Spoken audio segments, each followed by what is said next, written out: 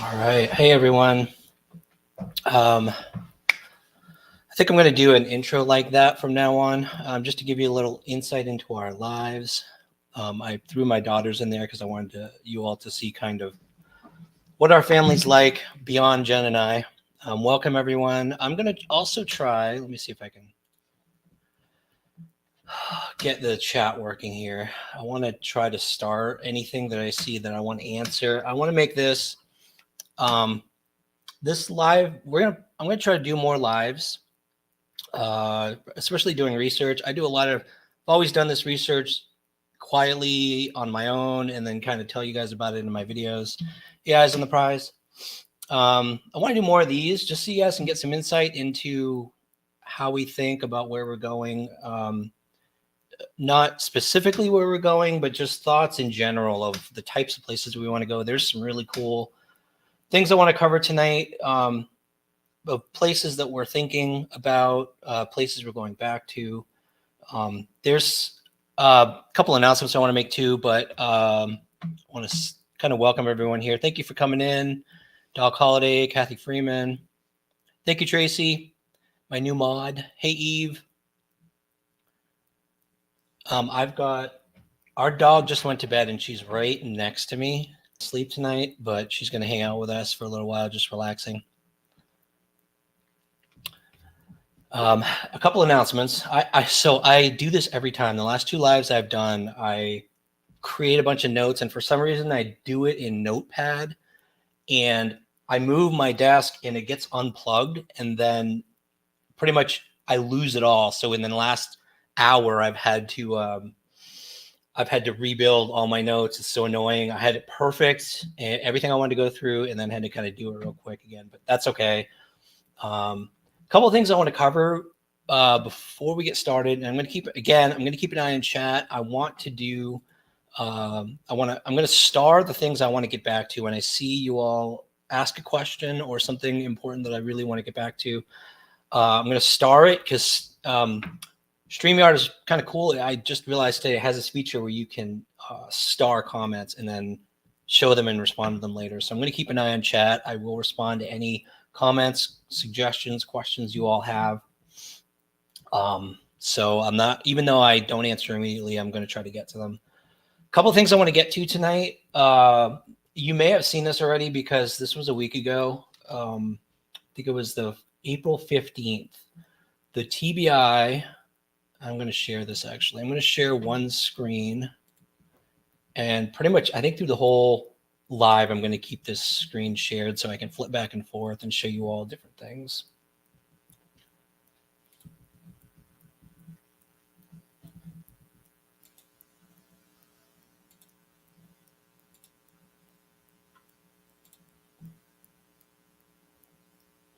Hold on a second. I want to make sure I get the right window.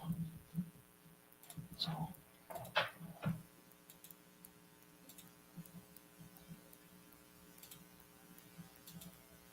Yep, that's it. Okay, hopefully this works.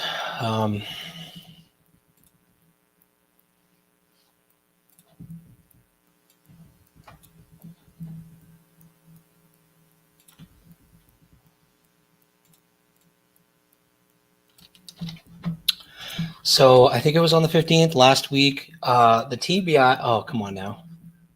Chat. Let me get my link. The TBI conducted this 2-day multi-agency joint operation called Operation Rocky Top Rescue. You may have seen this on other channels. I don't know. I looked the other day for anyone mentioning it. I wanted to highlight this because this is exciting to me because I get a lot of comments from people watching our videos and complaining that, law enforcement's not doing a whole lot. It doesn't seem like they're responding or like they care about missing people in Tennessee. And hey, Real Rock and Robin, Colleen, it's not true. I mean, there's a lot of things they're doing that we don't see, and then it comes out. And I feel like this is one of those things that feels great to see. It's such a success story. And this was, again, April 15th. It was a multi-agency joint operation in Knoxville. It's probably, TBI is located. They have an office there in Knoxville, so it's probably easy enough for them to do this kind of operation. But it was a joint effort between TBI, Knox County Sheriff's Office, Knoxville Police Department, and Department of Children's Services.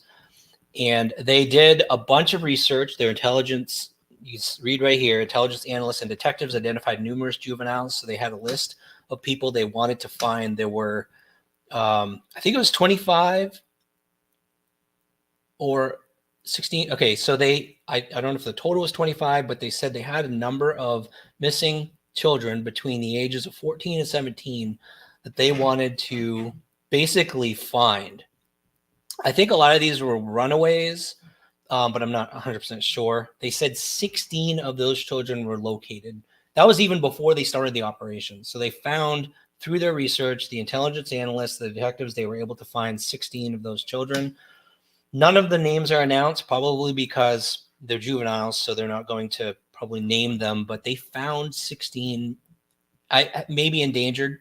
Not listed as missing, probably listed as endangered, but still technically missing. 11 of those juveniles ranging from 14 to 17 years old who were previously identified as missing, delinquent, or runaway were located and are now safe. In the coming weeks, agencies will continue efforts to locate the children who were not found during the operations. They had an original list, and they are obviously investing a lot of resources, a lot of time in looking for missing children. It's just not always obvious because none of this, I'm sure this took who knows how many months when they were going through this, going through the research, trying to find, and actually before the operation started, finding children. A lot of these things we don't hear about. It's obvious that they are taking it seriously, that they take missing children, missing people seriously. They want them found, and they're investing resources. So I just wanted to highlight this first, as we can't get just totally disappointed in authorities. It's clear they're doing whatever they can to try to find missing children. So unfortunately, there are some cases that, like Summer Wells, that are just not successful, and no matter what they're trying, they're just not getting there. There's a lot of theories people have, obviously, as far as how much they actually have, how much they know, how close they are, and what they need to close out a case like that. That's getting cold on going on 3 years. But they're not giving up. Obviously, they want to find missing children. So just wanted to highlight that first, as on a positive note. They are trying and they're doing their best. The next thing I wanted to highlight, this is a new case, fairly new. This was in April. So a shout out to someone reached out to me. Her name is Rebecca. I'm not going to give her last name, but her name is Rebecca. She's a PI. And she reached out to me a little while back, actually, when I was first getting started, and just offered her services. I thought she was selling her services to me. So this was a long time ago, and I ignored it because I was getting a bunch of people contacting me. But more recently, we've had people coming to us, like, for example, we had that retired Navy SEAL help us with this river case we were working on. Didn't charge anything, obviously, was just donating his expertise and services. As this kept happening, and divers as well are happy to help us free of charge. I've been going through my list of people who have reached out to me to see if there's other resources out there who may be able to help. And I responded to this person. Her name was Rebecca. And I said, hey, you offered PI services. Would you be willing to help us out on we do a lot of research, trying to find the families of missing children, which is really hard when there's a name listed on the TBI website or something. They usually just list last seen, description of clothing they're wearing, age, and all that kind of stuff. But they don't give. If you want to reach out to parents, you really need to know who to talk to. You have to, do some digging, basically, to research who the family is. If you want to talk to them, get some more information, or just offer anything, offer to put the story out there, whatever. You have to do research. Rebecca got back to me, and she was like, you know what?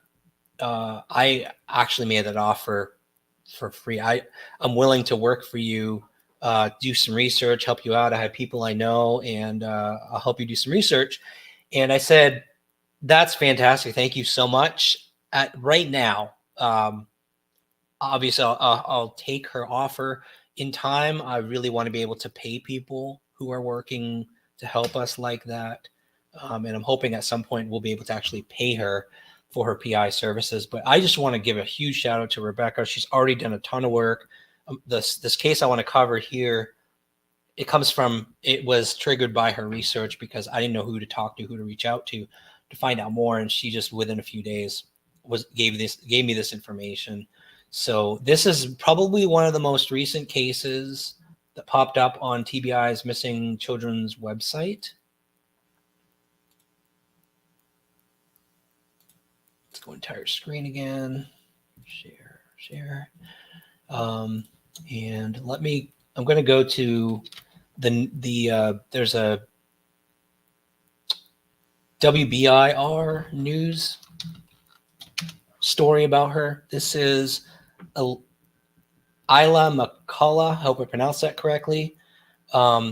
She went missing very recently. I mean, this was in April. This was this month. This girl went missing, probably the most recent missing case. Again, this is like everyone's on Sebastian, everyone's on Summer, and several other cases in this area. I haven't seen much about this girl yet. So I want to put this out there. I have the family's name, I have the contact information, but I think I mentioned before to you all in different videos that we aren't going to be going after the like fresh cases and chasing down the family, trying to interview the family and start searching with the search teams. We like to let law enforcement do their thing. As it's getting, I want to say hopeless, I guess, as there's resources start pulling back and the family may start feeling like, hey, there's not enough resource. We're losing resources. People are giving up.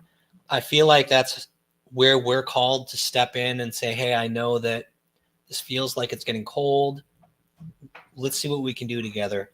Because our approach, my approach to everything in life, I got to be honest with you, is when I decide to do something, if it feels like it's even remotely possible, I'll take it on and I'm not going to give up. And so I don't care if it takes 5 years, 8 years, 10 years, we're not going to give up. So we're going to go to a family and say, look, we have these resources available. We're willing to, we've got divers, hopefully eventually sonar. We are willing to search anywhere.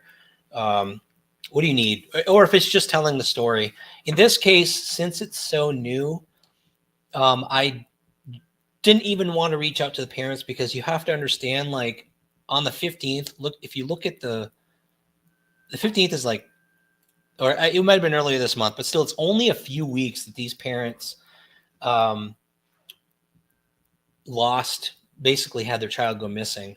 And, yeah, it's technically an Alabama case, CCARE-RN. Not really though. She went missing from, I'll get into that from Lafayette, but I'll give you the details why Alabama comes into play. And I want to put this out there, and this is so annoying. Why is the page unresponsive? Stop doing that. Let's reload. There's a reason Alabama comes into play. So anybody watching this from Alabama, please pay attention because I want to put this out there. There may be something that you can all do to help with this case. Isla McCullough was last seen wearing a pink shirt, tan jacket, and black Converse shoes, according to the Campbell County Sheriff's Office.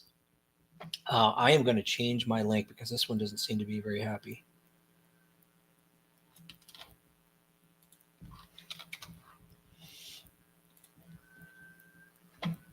This one actually I liked better because the picture is so close and so clear of what she looks like. I have notes from my PI that she did, surface level research. She found the contact information for the parents, which we aren't reaching out to. If the parents come across this, happen to see this video for some crazy reason, that may not ever get to them. But if it does and they want to talk to us, we're happy to talk to them and tell more of Ayla's story. I'm happy to cover it. I will talk to you. share whatever you want to share. I'd love to tell her story and get this information out there so that people can know who to look for, what to look for. This is a really close-up picture of her face. I love this picture because anyone out there who needs to know what she looks like, you can't get a better picture than this. I mean, of her face at least. It appears they list her, I think they list her as a runaway. So you have to understand that she may have intentionally left home. But there's the detective here. His name is Detective Sergeant Jeremy Goins of that sheriff's office.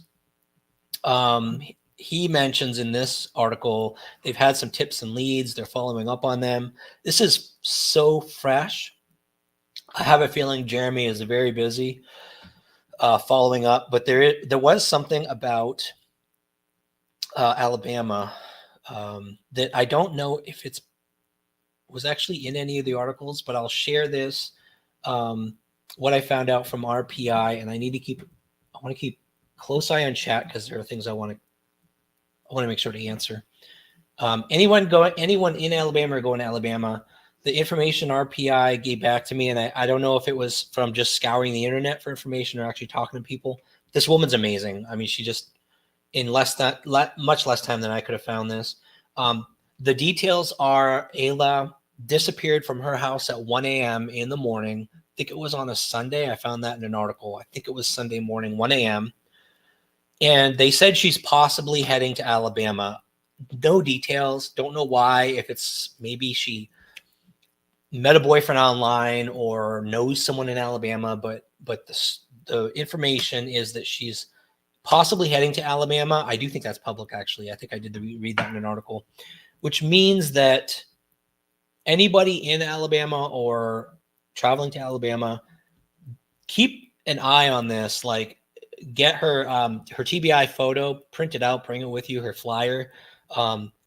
Try to memorize this face and just keep your eye out for either, anybody on the streets, anybody who is hanging out around the homeless areas maybe, or just maybe kids hanging out in a party part of town, and you happen to see this child. We don't know the details. We don't know if she's intentionally running away, but just keep an eye out for this girl. This is all we're going to do right now. I want to publicize this case because it doesn't look like it's getting a whole lot of publicity, even though it's April that it happened. So please keep an eye out for her. Ayla McCullough, if you do see her or hear anything, I'm going to go back to TBI Missing Children website. I mean, the TBI website, if you don't know, if you don't have this information I'm going to give you, always just go to the TBI website. They have this page on missing children. They have her picture, date she went missing, her height, her weight, 5'7", 110 pounds, brown hair, brown eyes, and the phone number to call. Call 1-800-TBI-FIND the moment you see her, any sign of her, anybody who's seen her. This is calling on Alabama because it sounds like that's where she's headed. So all you all out there in Alabama, please keep your eyes out. Help this child get found. And if the parents are watching, God bless you. Good luck to you. I hope that she gets found very soon. And I hope you're holding out and staying strong. I know it's got to be hard. So, all right.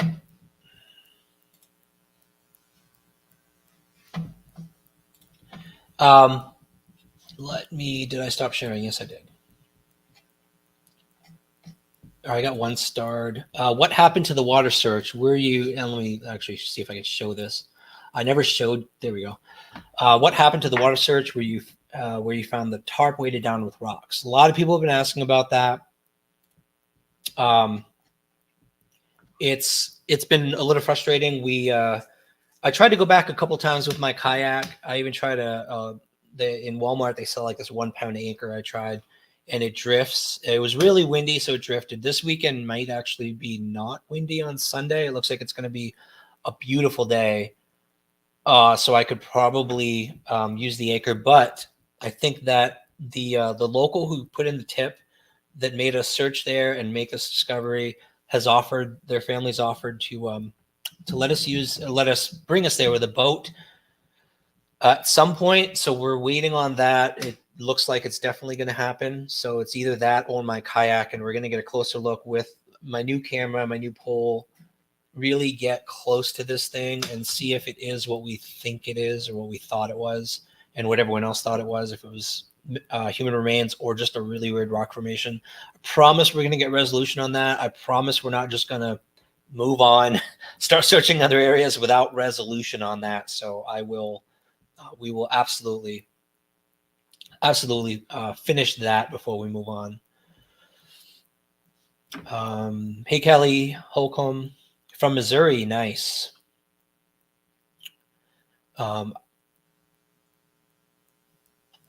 I'm just scanning through the comments because I'm really bad about comments, people, honestly. I do need you, Jen. Jen's in the background tonight. She's kind of calling out comments. She's the peanut gallery. She's calling out comments. Sorry. Do you approve so far, Jen? So far. It's all good. Yes. Thank you, Real Rock and Robin. I want to highlight this now, actually, too. Oh no, I lost it. Show. The Holland Snap case and the Layla Santinella case, especially Layla's case, has gone on way too long. Holland still has not found either. I know the PI who's involved in the case. He's trying his best. He also has, I believe, other people working for him too. I did talk to him on the phone, and he's working hard on this and praying so much that Holland's family, Layla's family, gets resolution on this. I appreciate Holland's family for talking to me. Layla's mom, the poor thing, is so just watched a video of Layla's mom yesterday. I almost started crying watching the woman talking about what she's going through. So she can't answer everyone, and I don't blame her. The poor woman is just tore up, and she's been tore up. You can tell she's at that phase where it's like, do I give up? What do I do? Can I actually do this long term? I can't even imagine what that's like for a family to do that, to go through that. It's just unbelievable. So yes, keep up with those cases. I hope they finally get resolved at some point. I want to cover the big thing I wanted to go into. There's two things I wanted to cover tonight, and that is the chimney top research we've been doing. It's related to drone, being able to use a drone in this area. I wanted to cover that as well and show you kind of what my community post was about as well, because I mentioned the whole foundation that we found. So I do want to get into that. But I'm just trying to keep an eye on chat here. One person commented last live that they got a little annoyed that I got distracted by chat. But again, people, this is, especially what we're doing tonight is, I call it crowdsourcing research, because a lot of really good information comes from all of you. I get so many good leads, ideas, whatever. Let me get to some comments, actually. I had to highlight New Hampshire because I love New Hampshire. We lived there for a few years. I was wondering if you feel like there was a cover-up. Don't answer if it's an uncomfortable situation. Just wondering. I'm assuming you're talking about Summers, so I don't believe it's a cover-up. I know a lot of people out there believe that the Summer Wells case involves powerful people, people who maybe illegal adoption or trafficking, and it was sort of people in power covering up for this.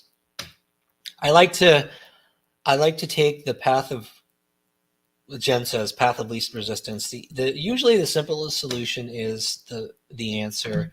If you have to get into a conspiracy that involves a whole bunch of people, a whole bunch of people in power, law enforcement, officials, all working together. I mean, you guys have followed politics, I'm sure. How many times have you seen officials, law enforcement, and other public people working together that smoothly? Even when they're doing something good, people can't work together. So for me, anytime you go down the conspiracy road where you have the group of people organized, working together, never disagreeing, never backstabbing.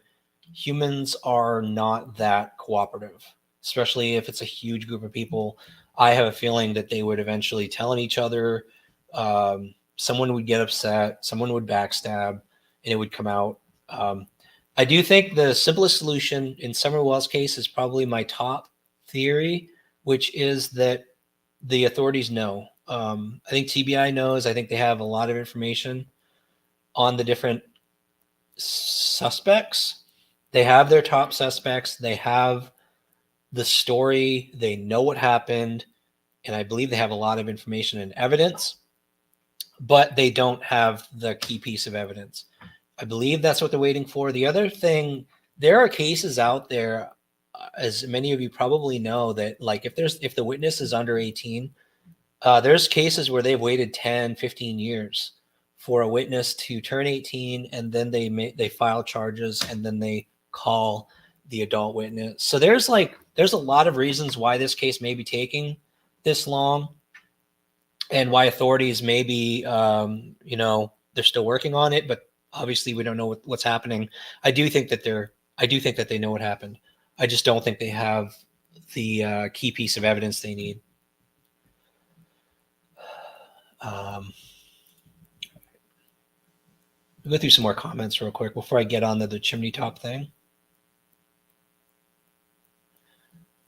Yeah, blessed Mama Jack. I be honest with you, when it comes to rude people, you guys probably see more than I do. Because whenever I see a rude comment, I just hide them from the channel. Like, if someone makes a comment on our channel, on my community post, they just are never heard from again. Like they don't exist to me because I hide them. Channels that are talking about me that are rude that you guys may be watching, I don't know about it because I've hid them from my feed, my news feed. So I'm happily, blissfully just oblivious of all this stuff that people are talking about. I don't care what people say about us, so I just ignore it, and they don't exist to me. If you guys see stuff, I appreciate you supporting us. It makes us feel good that you still support us, even though people say rude stuff. But honestly, it's all right. It doesn't affect us, doesn't impact us in any way. We're going to keep doing what we're doing. We're going to keep moving forward and doing the best we can. So, I did want to, the reason I did the poll, that's actually an important thing to cover because I did want to get feedback from all of you on how we pay for things. So recently, I think I told you all when I first introduced myself that I do a lot of things. I have a day job, do this searching, hiking, gym, exercising. I also do a second, I call it part-time job, but it feels like a full-time job, which is editing and writing online. I don't do so much writing these days because I just haven't had time to do writing. So that's a good point. I do editing, and this website I edit for, I kind of scaled down from editing for 2 or 3 websites to one, one main tech blog that I have a fixed salary for doing editing for this person. And that fixed salary recently, because blog traffic is dropping, I think in general online, he's losing traffic. So like 1 month he just goes, hey, I got to cut you like a big chunk of monthly income. And I'm like, okay, we can absorb that. Hey, Andy, thanks for showing up. Appreciate you coming in. I missed saying hi to Andy last time. I felt really bad. Andy has been supporting us as well in different ways. Just kind of insight. Andy knows people in the area, and he's been really helpful with just, I'm like, hey, do you know where this place is? And he grew up in that whole area, so he helps out a lot with things like that. Jen says hi too. So then another month went by, and it happened again. This was like a couple months ago. He cut salary again. Obviously, the work cuts back somewhat if I'm not getting paid the same, but I'm starting to get to the point where like I can either take on more editing work, more online editing work elsewhere to make up the difference, which means doing less of this search work that we're doing for cases like this, Still doing it, but just, on the weekend when we can. Some weekends I'd have to get back to doing more editing and to cover our bills and expenses and search expenses, which we're mostly covering out of pocket. Ad revenue is covering maybe about half of what we're spending. But I have to make a decision. Do I cut the cord, take the leap, do this as the full-time, like just stop editing, stop doing the online editing work and doing this 100%, which means that our whole thing we have done at the beginning, since the beginning of this, is like, we're not going to do memberships. We're not going to do super stickers. We're not going to take donations. We're just going to do ad revenue, and that's going to pay for whatever it pays for. If we decide to do this, there's equipment still we are trying to save up for. There's gas, there's travel, there's eventually, hopefully giving something to our PI for her work, other people who help us. I'm thinking of different levels. Like maybe we'll do donation links. And I will tell you what made me think of this recently is a viewer reached out to us begging us. Like she basically said, I am pulled to donate money to you all. Like, I've been called to donate to you. I want to give you $50. I just want to give you $50 for get lunch the next time you're searching, or it'll pay for gas. And it was the first time where I'm like, if she's called to help and to pay for gas the next time we go out or something like that, I'm like, okay, look, don't feel like you have to. If you can't afford it, please don't. But okay, this is the first time we're ever going to take donation. We did it through PayPal, and I'm being very transparent here. We took our first donation, and I wasn't sure how I felt about it, but she wanted to, and so we let her. There was another person, second one came up, same week. It's almost like the signs coming in like, hey, people want to help. And it was actually a couple gift cards for Bass Pro Shops, which has a bunch of equipment that would really help us out. So that was the second one. They said, hey, this person can't use the cards for a private reason I'm not going to share with everyone, but they have these gift cards. He couldn't share it. He couldn't use it. So he was like, hey, I'm not going to use these. Do you want them? And thank God, like there's so many things at Bass Pro Shop that we could really use for our searches. So that's the second thing we accepted. Those are the only two we ever accepted to this point. And I feel like, to me, the moment we start accepting donations, even if it's only donation links, there are people out there who are going to say, like, there are I'm going to call them anti-tragedy pimp channels who like to take anyone covering missing child cases and just trash them. And so we're always very careful. In my head, I'm always like, okay, what's a anti-tragedy pimp channel going to say about us now? And this is going to be a thing. I guarantee it. Doesn't matter what I say until I'm blue in the face. Doesn't matter if we're careful about it. They're going to trash us to pieces if we start going back on what we said we we're going to do and only use ad revenue and start doing donations. I was actually, I don't know. I'm still not sure. And so I wanted to put a poll out there and get your input. I know a lot of you, many of you, if not most of you, have said that you want to help. But it's hard. You all, I think you understand, you see what other channels say about other channels. And it's just really frustrating to know that how much more you could do if you had the resources, but you got to be careful about getting those resources, because there have been so many scams on YouTube. There really have, especially in Summer's case. So yeah, I'm going to take that poll very seriously. So if you haven't taken the poll, please do. I really want your all input. I really only care about what you all think. If other channels want to trash us after we just make our decision, whatever. But it's really about this community. I care a lot about this community and what you all think. So let's go through starred comments here. Nope, I already showed that one.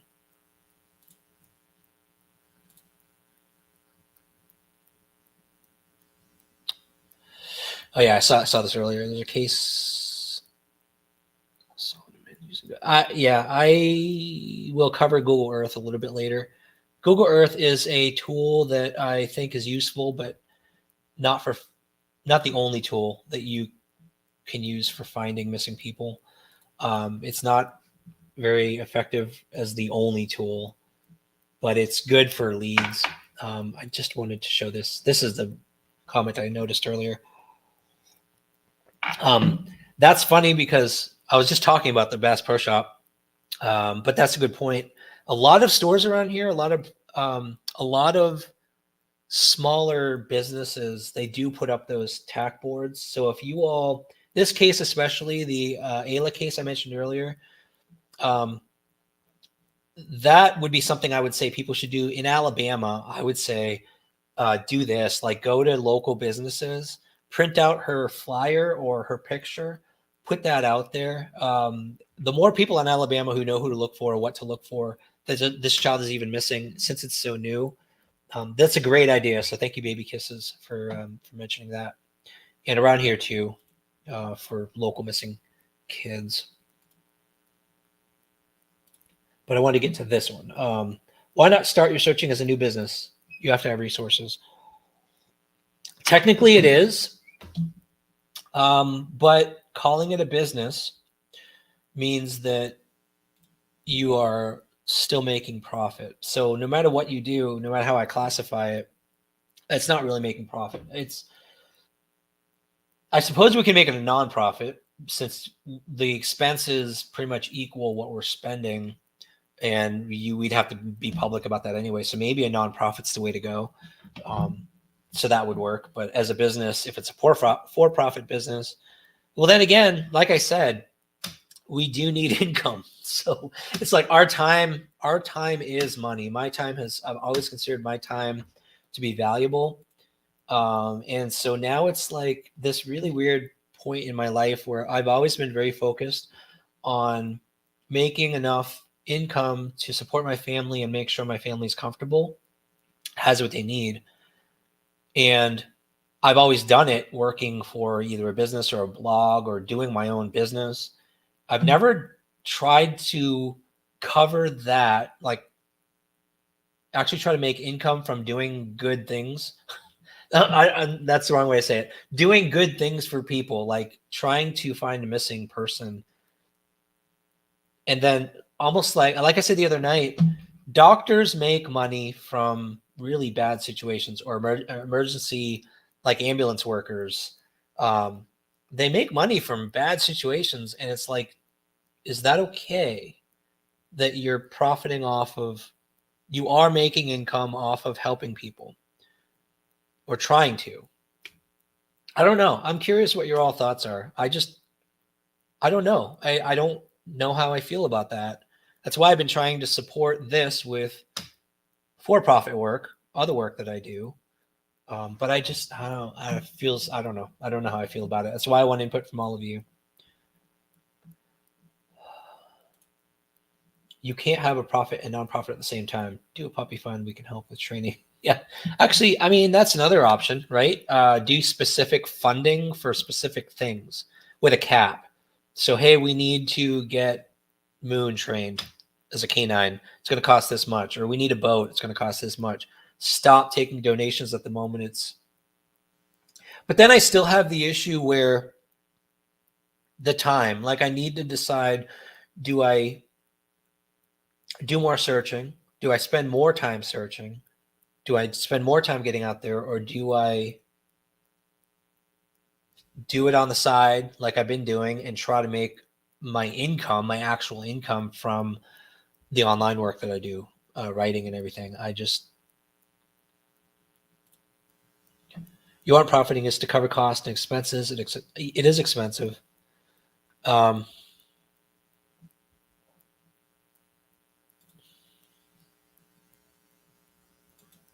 Yeah, I'm gonna think about it. I'm gonna take all your input. It's just really hard. But this is all really good input. Yeah, I've thought about that too, Tracy, doing a wish list. All right, so that's that topic. I want to move on. I want to get to the chimney top thing. So let me share my screen again. Get rid of this here.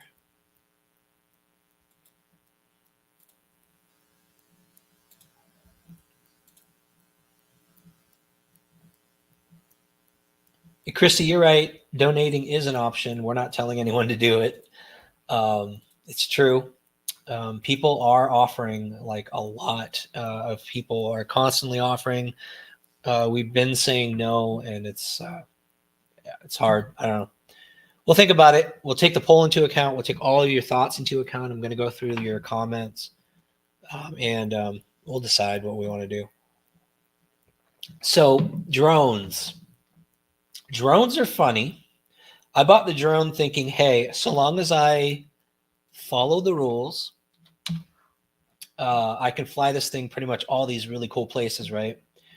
So doing a little research with drones, and I want to make sure we're doing it legally and everything. I've discovered a whole lot of interesting things.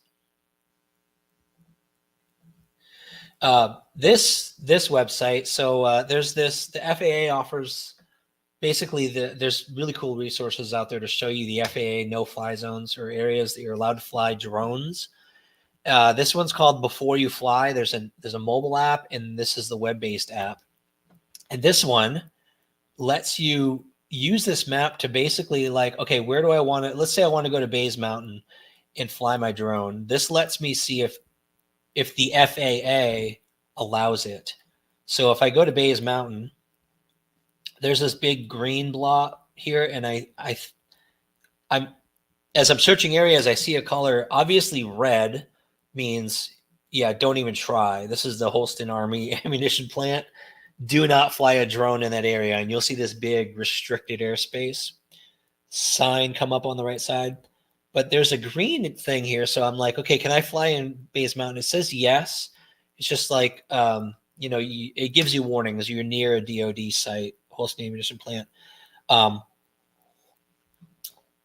If you get a drone and you think that just because this map says you can fly, think again, because this is the FAA's rules. This is the FAA saying you can fly in this space so long as you follow all other rules, all local regulations, all other rules, all other. The FAA owns the airspace or controls the airspace above all of the earth, basically. Even your private property, FAA regulates the airspace above your property. There's a bunch of debate about whether property owners actually own and can prevent people from staying out of the airspace above their land. There's been a bunch of regulation. What I get from all of the drone enthusiasts on YouTube is that the FAA controls it, and you have to be careful. So let me show you something real quick about private property. A lot of people, when I said I was getting a drone, there were a couple people, friends of mine, who were like, hey, by the way, just keep an eye on this because there's a law out there that says in Tennessee, there's surveillance laws. So you are not allowed to surveil someone's property. And that's basically the law they'll use to threaten people flying drones over properties. But it won't stick for several reasons. You can, because FAA controls airspace above properties, and this isn't legal advice. This is my understanding. Don't go out there and fly a drone thinking you're legal. Do your own research. This is my understanding. The FAA says that this airspace, you could fly through this airspace. The state of Tennessee says, yes, you are allowed to, there's a right of way. You have a right of way over someone's property. If I want to go to, let's say, I don't know if this is the case, and actually I'm going to be going and looking at Chimney Top on this map here. But Chimney Top, I believe the very top is I think it's public. I think there's a fire tower, so I believe that's a very little tiny public strip. To get to a public strip, yes, you can fly across private property. I can go to Hawkins County and I can fly my drone all around every neighborhood I want to. I believe. I'm saying this now. Would I actually have the guts to do it? I don't know. But I believe I can fly this drone all over the place as long as it's not in any place the FAA says I can't fly, but I cannot hover over someone's property. I can't get too low. Like ideally the limit of a drone flight is 400 feet. Higher than that, the FAA, it's illegal. You'll get fined like $100,000 or whatever. Don't go over 400 feet. But if I go as high as I can over someone's property and I don't stop, under 400 feet, if I don't stop and I'm just flying over someone's property, you have a right of way to get to other public property over someone's property. I can't hover. I can't go down over someone's private property and start filming. So the surveillance law comes into play when I hit record. If I take a picture, if I start taking video of someone's property and the law finds out, or say the property owner calls and says, hey, I found out this person's taking video of my private property. They come to me and they say they confiscate it and they see that I've taken video or pictures of someone's property, then I can get in trouble for the surveillance law. If I have it turned off and I'm not recording anything and I stay below the ceiling, the FAA ceiling, I can fly anywhere I want to get to a public property that the FAA says I can actually, do my drone thing on. So that's what I'm going with right now. It opens up a lot of possibilities, but it's hard. And I'm going to show you all what that looks like. And one of the ways I do this is I start with Google Maps and I go to the area that I want to search with a drone.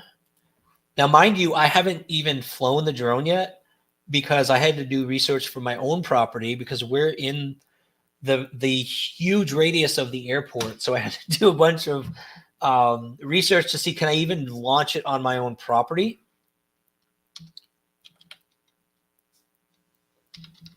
I can't talk and type at the same time. Just give me a second. And my property, since it falls within the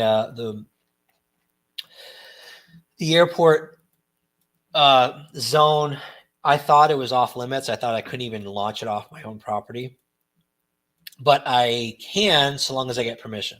So I have to put in this, formal permission. I'm going to fly on this day, by the way, and I'm going to put, you log when you go to fly so that the towers and, the flight controllers know that there's a drone. I don't know why they need to know because you have to stay under 400 feet anyway. It's not going to bother any airplanes, but whatever. You have to report it.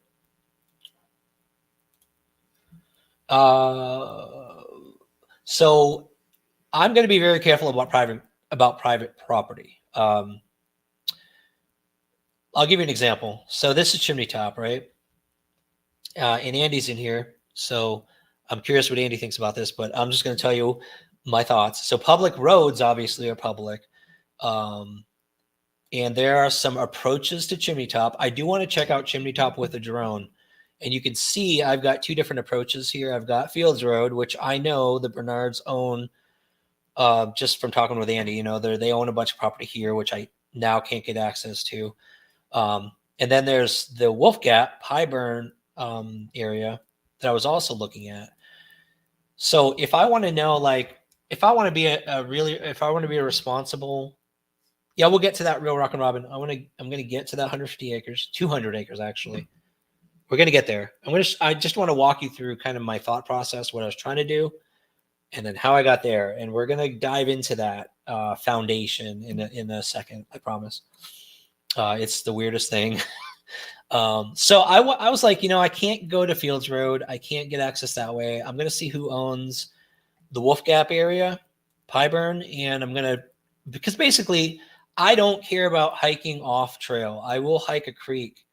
You guys have seen me hike off trail before. I will hike up Pyburn Creek in the middle of nowhere, through thicket, whatever, to get to the top of the ridge. And once I get to the top of the ridge, I will walk this and I will get to the tower. I just need to get on the stupid ridge. I just need to get there. Yes, that's my thought too, Real Rock and Robin. I want to maybe fly a drone, but either flying a drone or hiking, to be a responsible drone owner, I would still like to talk to the property owners and say, hey, legally, I can fly over your property. I just wanted to let you know I'm going to be here on this date, this time. I'm going to be flying over the property, just so you know. I don't want people to be shocked by seeing a drone flying overhead. So, it's the right thing to do, just to let people know you're going to be doing this. But I noticed that there's this other approach on Pyburn Lane, and I believe this is in Greene County. So I went to Greene County, type in Pyburn, and I'm not doxing anyone, by the way. This is public information. Property ownership is completely public. It shows just the name and not the full address. So, or actually, I guess it does show the address, but I might blur it later or whatever. But I just wanted to show you all. I wanted to get to the end of Pyburn Lane, which is out here. So to see if I could get up the creek, and this is when I wanted physically search, not the drone thing. And I noticed that there's one dude that owns a ton of land out here. What's nice about this viewer, by the way, is you can do this identify icon and click on a piece of property and see who owns it, which is really helpful for getting permission. And I know this David Carnes. I don't know if you all know him. I don't. If you do, I'd love to talk to him. But David Carnes owns a crap load of property out there. He would be a great guy to talk to. I don't know anything about him. I don't know him. Actually, I take that back. I did a little bit of research. I think he's in Florida. He bought this land. He bought a ton of land in this area in 2022. So I don't know. Or actually, yeah, 2022. But anyway, this was what I was doing. I was playing around looking for property owners so that I could be respectful. Yes, I agree. Texas Brat Brat. Yeah, even if I legally can do something, I will ask permission. I will let someone know I'm doing something, especially around here. People have guns too. So, it's the way it is around here. You don't just want to be rude to local people. And if you're not rude to people in Hawkins County, Sullivan County, wherever, Washington County, if you're nice to people and you approach them kindly and with respect, they will help you. Like they'll be like, yeah, whatever, do whatever you need to do. Just don't get near my property, or don't start messing with my things, which is understandable. So this property research tool, I started I'm like, okay, well, there's a road here. I know that the tower is around this convergence of properties. Like everyone has these angled to the tower area. And I started going through, I'm like, well, who owns this? Steven, who owns this? Charles White, who owns this? And I'm like, wait, every other place I've gone to is a local family. There's the Bernards. And then I'm like, what the heck is CS Foundation Inc.? There is a name there, but that guy, I believe he is also Atlanta, Georgia located. This whole foundation is Atlanta, Georgia. So this triggered this rabbit hole I went down, and that's why eventually I started asking you all for help, because I just don't understand why this organization would own this 200-acre plot on the side of Chimney Top Mountain. I just don't get it. So what I did, I'm going to show you kind of the path I took here is there were the tax records. So I eventually found their website and I did a bunch of research. Shout out to When Evil Entered. When Evil Entered sent me the 2021 tax records. I had found the 2022, but I'll show you the 2021. And tax records for nonprofits or foundations like this are really, really helpful, because they have to tell you everything. They have to tell you who their contributors are, who owns it, just a bunch of really useful information. I agree, Roll Rock and Robin. I forgot to mention that. Thank you. Let's take a look at their website first. Yes, Foundation Inc.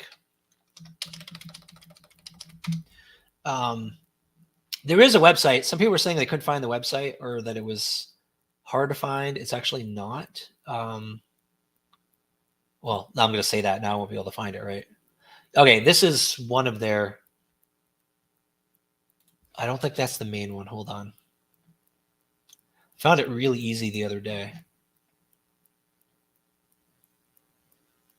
And if anybody has the link, please feel free to share. But I think maybe that is it. Yeah.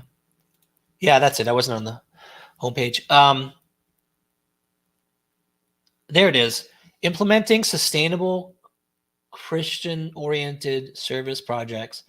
CSF will be a catalyst for emancipating individuals and cultures from the poverty cycle.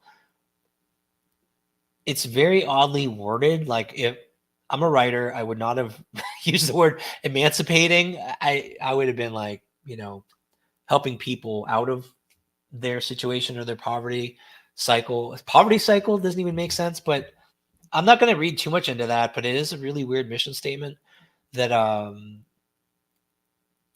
don't know. Maybe they're trying to. I will tell you. So take that mission statement, take note of it, given what we know they're investing into, and that helps show what they're doing. What they're doing is aligned with helping people who are suffering from poverty. Yeah, a lot of people jump to that conclusion, but I'm not going to jump there because this looks like a very wealthy, very well-funded, very well-meaning organization. It looks like they're doing a lot of good. The very little expenses, 1.7%. Apparently, the land they own doesn't take a whole lot to own it. So they get a lot of contributions. Mainly from the what's the name of the estate? Simpson Estate. But let's take a look at that real quick. So just to give you insight into this foundation. Thank you, Tracy, for sharing When Evil Enters link. Okay, so if we go down this, you can see like in 2021, they got more contributions. Actually, the contribution from that fund from the estate was even higher than the next year, 2022. 2021, if you go down, they got almost 4 million in contributions. But what's interesting is if you go down to the details, there's a few things that jumped out. They have investments. They do have, let's see, I didn't see this before. There's some Tennessee capital gains and losses from Tennessee properties here, but this isn't this property we're looking at. Let's keep going.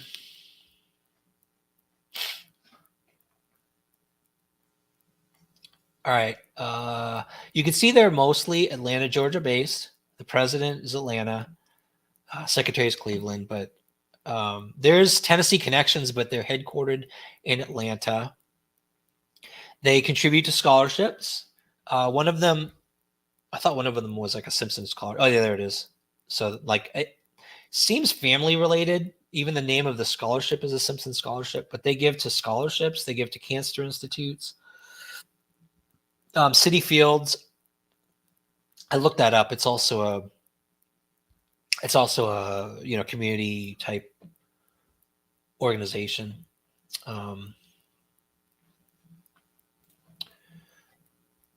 And then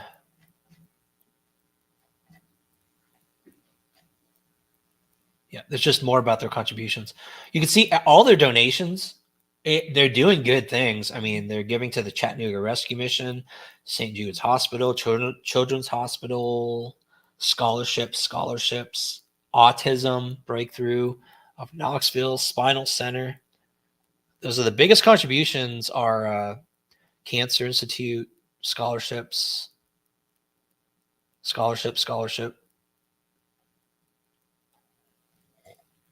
Salvation Army. I mean, this doesn't shout out cult to me. It shouts out a philanthropic organization that has deep pockets and a lot of money. They have millions. Which reading this, I'm like, they have a lot of money. And reading this, going down to, I want to find the place that has like the estate contribution. Yeah, this is just crazy. So the Claude S. Simpson estate this year, this 2021, was almost $4 million to this organization, this foundation, with the president. President tends to donate, which is actually an amazing thing to do as a president of a foundation. He gives almost 200. He gives from 150 to 200,000 every year which strikes me as a very giving person, given what all of this organization does. But you've got an organization with deep pockets, $4 million plus in funds, who decided that they wanted to own 200 acres on the side of a godforsaken mountain in Hawkins County. Like, why? Fire Tower Road. I don't get it. If any of you get it or have any ideas or know more about this property and what it's used for, I was actually thinking, well, maybe someone in the foundation just owns a house there. And I'm so sorry if you're watching this and you're like, why are they calling me out? And it's just like a tax shelter. I don't mean to call anyone out. I'm just like, I don't get it. What this is usually, if a foundation owns property, they use the property for foundation purposes. So what's the foundation purpose for a mountain in Hawkins County, Tennessee? That's what I'd like to know. If we go to that property, I don't want to get too creepy with, like, spying on people or anything, but this is Fire Tower Road, so it's easy to find. It's not spying because it's Google Maps.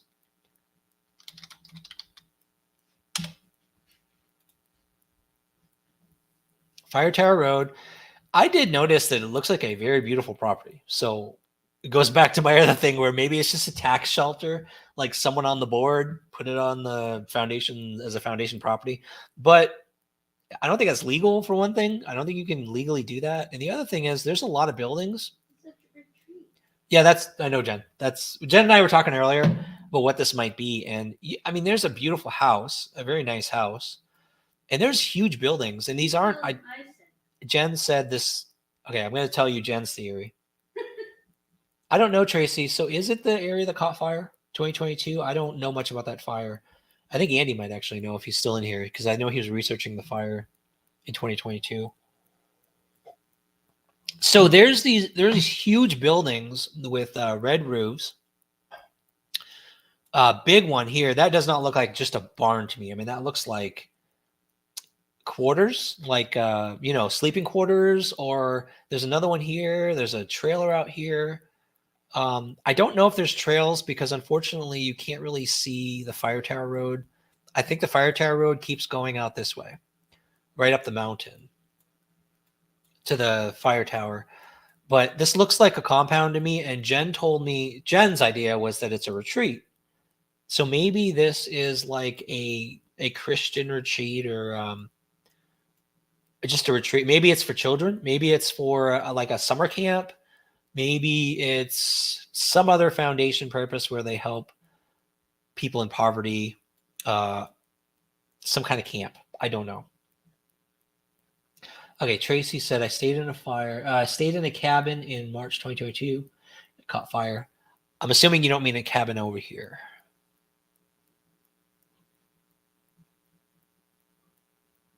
Yeah, me too. Me too, Rock and Robin. It's easy to get your brain like going in weird directions and just, oh no, it's like some kind of compound like the Davidians and all this stuff. It's not a Davidian looking compound, for one thing. It's not like they have. Well, I take that back. It kind of does look like a compound. I mean, there's huge buildings. Like, okay, all right, I'm not going to go down that road. I don't know what this is.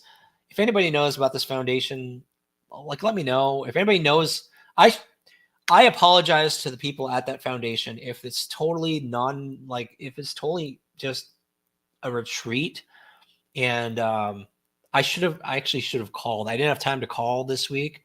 There's a number I could just reach out to them. I might just call and ask, hey, what's up with this Fire Tower Road place? We're trying to get access to the fire tower and see if they'll let us hike up there. The good thing is, I know.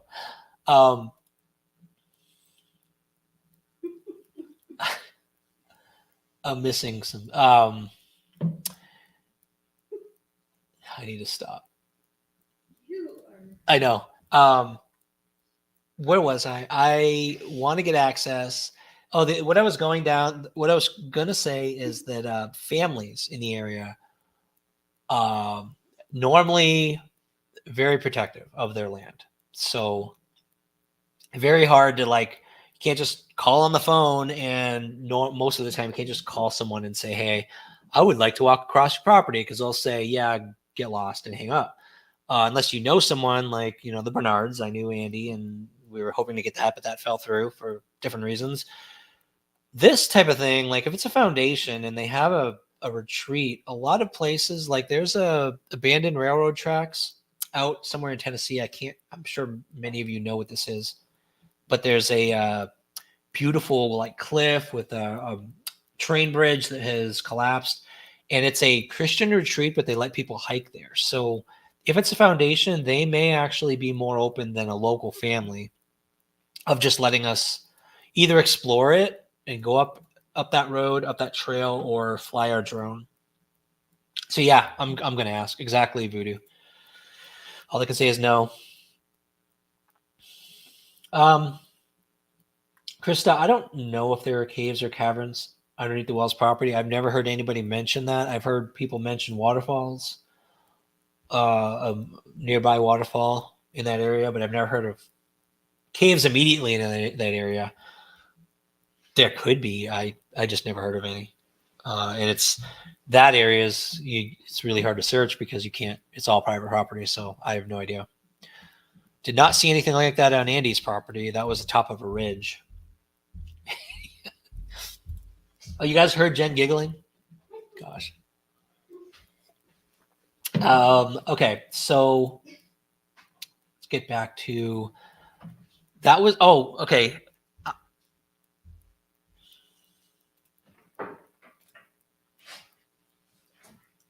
Who's talking shit, Andy? I have a really good mod, so I know nobody's talking shit in here. Oh, I see. Talking shit elsewhere. Whatever. Don't bother going to listen to people talking shit. Block them. There is a rabbit hole I am going to go down reluctantly, and I'm so sorry to the person I'm going to call out. None of you. I don't even know if she watches the channel. I have been. How do I approach this? So there are projects that this foundation does.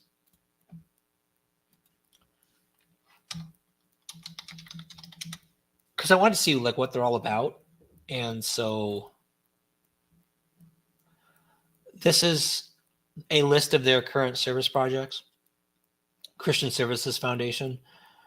There's a couple of projects that they mention. So there's a secondary school, Alpha Omega Secondary School. I haven't actually looked at this in detail.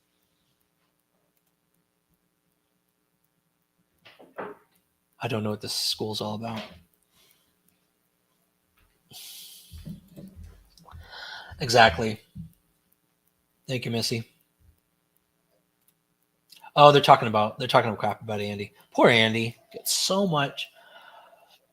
The thing is, while this is loading, I'm going to tell you, Andy, one thing that I noticed is typically on YouTube, if you avoid talking about people, normally, if you have a channel, normally people will just leave you alone. Not all the time, because a lot of times they're just people like drama, create stuff. Andy does not talk about people and has never said anything bad about anyone. Quite the opposite. He's usually super polite, tries to be nice to everyone, tries to do the right thing to everyone. They still give him crap. I just don't get it. Anyway, the thing that I wanted to show you all was this Tanzania Christian clinic. This is an overseas clinic. It looks like a medical clinic, I think, but I'm not sure. Yeah, medical clinic. I believe Christian based, obviously, because you got the cross up there. Mission of Tanzania Christian Clinic is to educate healthcare providers in the arts of tropical and missionary medicine to alleviate sickness by treatment and prevention, and to elucidate the teachings of Jesus, the great physician, to all who are receptive. So it's a Christian-based medical clinic. When I saw this, and this is where I don't like to go, my brain, I try to keep it from doing conspiracy. I like to debunk conspiracies, not create conspiracies. But when I saw this, my brain immediately remembered a photo that I saw not long ago, and I'm going to show it to you. I don't know how much I'm going to say because I actually don't. I like this. I don't say like. I don't have conspiracies about this person. I don't think negative about this person. A lot of people. Before I show it, there's a lot of people who believe this person is involved in some way in Summer Wells or part of a conspiracy of the Summer Wells case. She has gotten trashed on. She has gotten attacked. Tons of videos made about her with all these conspiracies. Branch Davidian membership at one point came out, which I'm sorry, but to me is the most ridiculous theory I've ever heard. Just saying that, you probably all are starting to guess who I'm talking about, but I don't want to add to that pile of conspiracies. And I texted her, so I've been texting. I'll show you. I'll just show you, and then I'll talk. I am talking about Robin Lane, just so you all know.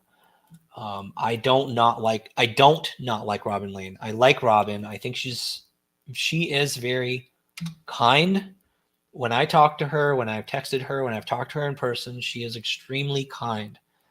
She does have a tendency to rub other women the wrong way, I will say, because of, I don't even know. I can't explain it. It's, I don't want to say mean girl vibes. It's maybe something like that. But to me, she's always been very kind, very polite. What, Jen? Nothing. Okay. Okay. So at the beginning of when I first started researching the Summer Wells case, she was one of the first people I ever reached out to, started trying to get to know, because I saw all those theories about her. And as you all know, I like to debunk conspiracies. So I wanted to debunk them. I wanted to interview her. I wanted to talk to her. I wanted to get as much information as I could directly from her that would debunk all the things people were saying. And she won't budge. Like, she has been through the ringer so many times. Stephanie, Jen, they really want your input. Stephanie Lake just said we need Jen's input. Oh, I will get, you know what? I will have Jen actually give input. Do you feel comfortable giving input on Robin? She might watch it, so. No, not from there. You'll have to come here on camera. No, not comfortable. All right, maybe another time. I talked to her for a long time. Tried to get to know her. Tried to help her understand where we're coming from. That I would never attack her. I would never attack Robin Lane. She actually gave me permission to. What does rubbed mean? Is Jen rubbed? Rock and Robin, what does rubbed mean? Rubbed the wrong way. Rubbed the wrong way. If that is it, then yes. Robin told me toward the very end of our conversation that I could share anything she has said to me, anything she shared with me in chat. She's not ashamed of anything she told me. She hasn't told me anything that most people don't already know anyway. It was really just confirming a lot of things about the truck story and the illegal abduction conspiracy theory, and of course denial, obviously, as she has done from the beginning. So I like Robin. I think that one night she was doing a prayer in they have a new missing channel. Jen, what's the sigh all about? Is it because Sorry, I just have bad vibes. Jen has bad? You need to come talk. Like, come here. No, my hair is weird. Her hair is weird. She can't come on camera with weird hair, apparently, even though her hair is not weird, but she has to get her hair all done. So, yeah, Jen gets what we're going to call it weird vibes. Doesn't mean bad vibes. It just means something. There's something. I get that too. There's something she's not sharing. I think she would admit that. She doesn't want to talk to people. I don't think it's anything nefarious, but toward the end, she said I could use her, anything she's told me. And my feeling from her is that she got sucked into this situation and it turned into a whirlwind. She knows the family probably better than anybody. And she wants to, I think she feels like it's her Christian duty to be there for these parents when the whole world is against them. That to me, if you talk about like what Christian thing could you possibly do, like what would be the most Christian thing anybody could do, it would be going against the world to give your life to donate your time and your own life and even your suffering, being attacked by people, to protect others, to support others, to protect others. Yeah. What? Why are you laughing now? What? Oh my god. Jen doesn't agree with me. I don't think. She's laughing like crazy out there. So Okay, that's like, look, no. Listen, that's the mentality that I think she has. Ryan, her prayer said something about YouTubers. Yeah. You need to come over here, Jen. No. Can you just say this part? Because this is Okay. actually a good point. Come here. Just give me a second, you guys. Come here, Jen. Ugh. Come here. Come here. So we went to the vigil in Okay, February. like, ignore my hair. Wait. Let me make sure you haven't had too much. Okay. Shut up! Oh my god. So we went to the vigil, just to let you know, we went to the vigil in February that Trevor put on. It's the only reason I'm coming on here, you guys. And she did give a prayer that different people, I know Rock and Robin has her own opinions. She which did can a share. very long prayer. Come here, And a real big close. part of her prayer was about forgiving the YouTubers. Okay, and like, sorry, but she knew we were there.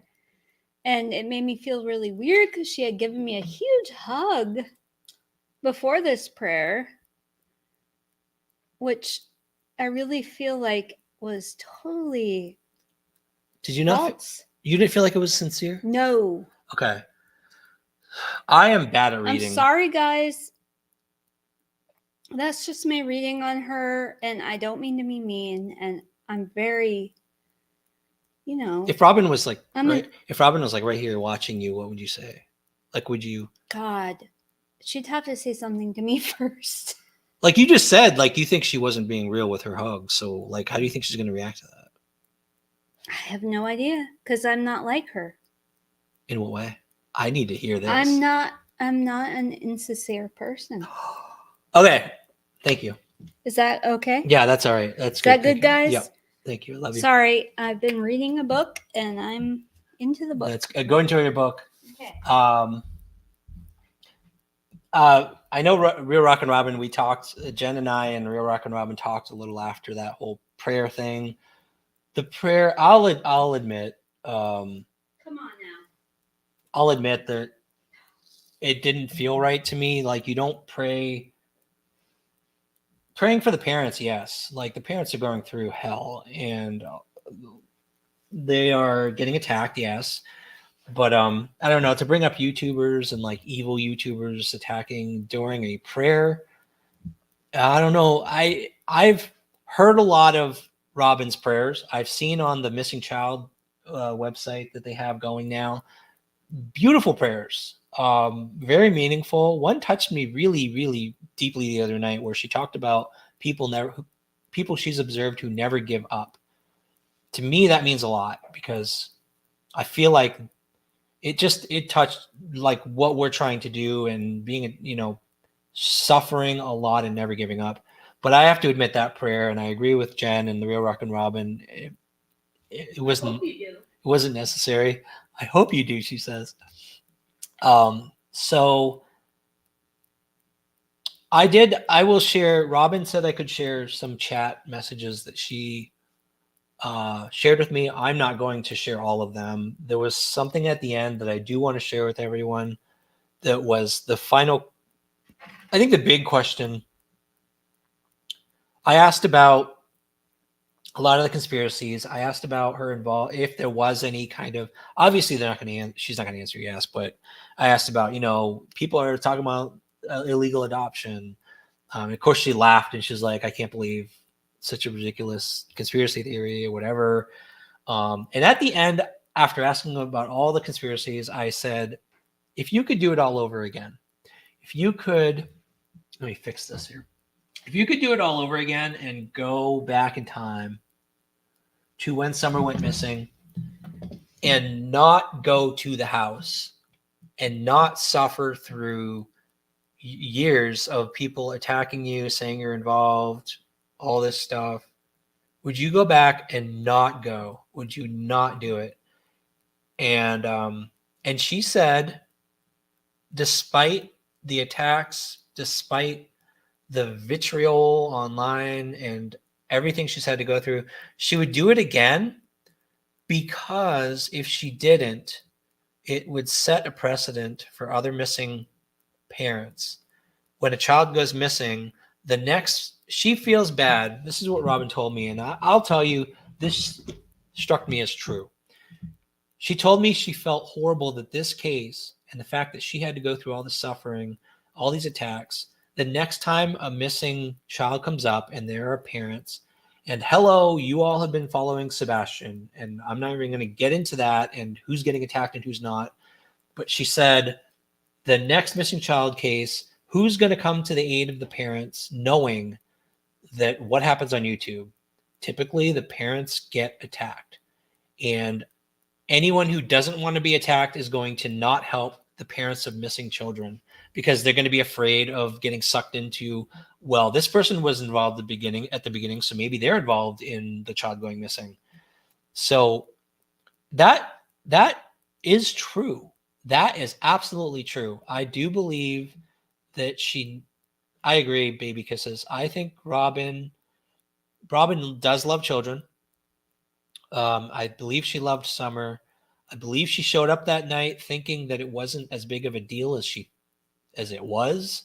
And when it became a huge deal, it blew her away. I don't think she was prepared for it mentally, intellectually, just media savvy wise. Like, she just was not that type of person, and she got ripped to shreds.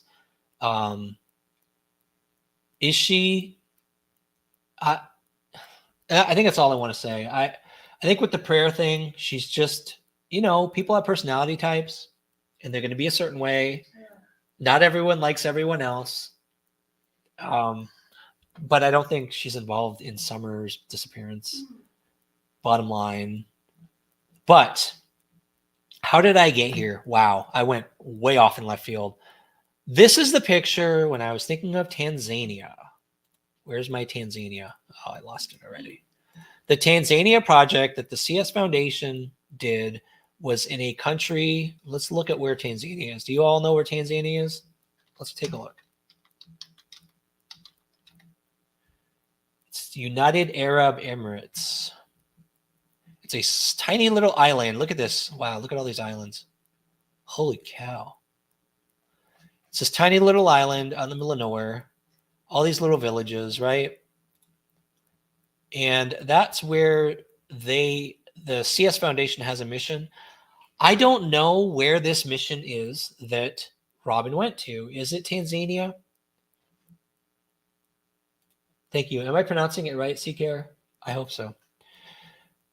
It's Kim French says Africa. Okay. Maybe I got the wrong one there. So it's in Africa. Oh, okay. So the mission that she went to is in Africa, Kim. Is that like, because I couldn't find it anywhere. It's not on this post from the church. So I'm like, this looks like it could be a similar mission. See, Care, no matter how you try to spell it, I'm not going to pronounce it correctly. Just so you know. Tanzania. Tanzania. Oh, apparently Jen knew how to pronounce it. Tanzania. Tanzania. It's like Narnia or something.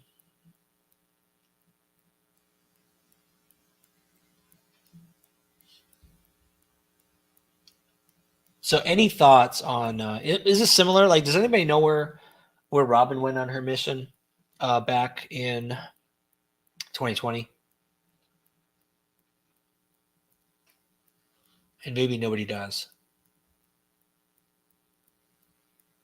I didn't know that. Pickle Me Elmo. That's where What? Tanzanite comes from. That is so cool. What? Yep. It's probably a joke, but I like it. I'm going to go with it. No. Tanzanite comes from Tanzania.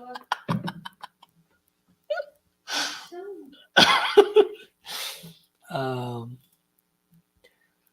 Krista says, in my opinion, kind of sus. Like, why not help look for gorgeous summer? I don't know. Agree. Jen agrees. A lot of people could be helping search. I mean, well, she is putting flyers up, right? Did she put flyers up at some point? I'm going to stop defending her because we have kind of a debate every now and then about this whole thing. Real Rock and Robin. So the connection maybe SDA and see, that's what I was wondering, and I was trying to find some connection between the Seventh-day Adventist Church and the foundation, and I couldn't. The closest I could get was that the foundation is the sect of Christianity is evangelical, which I don't believe is the same thing as Seventh-day Adventist. Could be wrong. I swear. Okay. I hope that the mic didn't pick up what Moon just did because that was really gross. I'll have to edit it. That was a cat.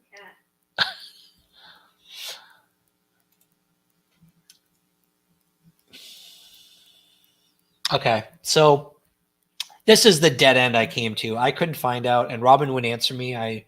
She stopped responding to me. I don't know, a couple of months ago. I don't know why. We never got off on a bad foot or anything, and I never said anything bad about her. Maybe she's just really busy, doesn't read messages. But Jen, be nice. I couldn't get a response, so there's that. I am going to catch up on starred comments, and then we're going to move on to a waterfall conversation. Already did that. A long time ago, Judy asked me the question, Ryan, do you think we will find summer? This is the beautiful thing about starred comments. I can get back to old comments, which is really nice. Do I think we will find summer?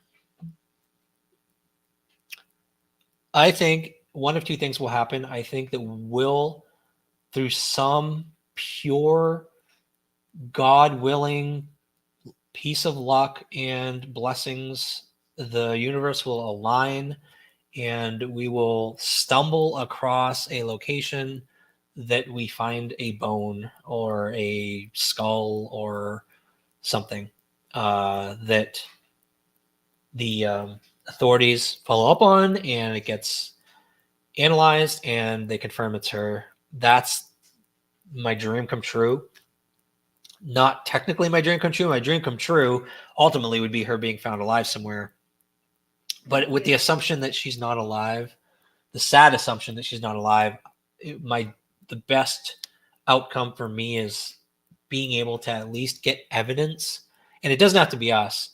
To me, a dream come true would be somebody, a hunter, a hiker out there somewhere, stumbles across her remains and gets reported. And they have the last piece of evidence to file charges and put the SOBs that are responsible for her in jail for good or worse permanently, and that we get resolution. I do think it's going to happen. I do. We have been not at this since the beginning. We've been at this since 2022, technically 2022 when I started without telling people really. But I do think, I don't know how long it's going to take. I do think it's going to take a long time. Might take another year, might take another 10 years. It might be when the brothers get old enough to be witnesses. It might be, but I don't believe this is going to be never solved. I believe that Summer's going to be found. I believe she's going to get justice. I believe that with every core of my being. Like I do think we're going to, someone's going to find her in some way, even if it's symbolic and she gets justice in some way. It's going to happen. No doubt. Okay, so